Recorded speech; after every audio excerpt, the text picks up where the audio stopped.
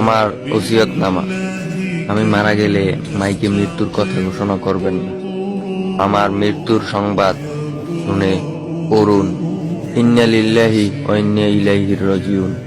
আর যখন শুনবেন আমি নাই, তখন সূরা ফাতিহা একবার, সূরা ইখলাস 3 বার পড়বেন। যত তাড়াতাড়ি সম্ভব আমাকে দাফন করার চেষ্টা করবেন।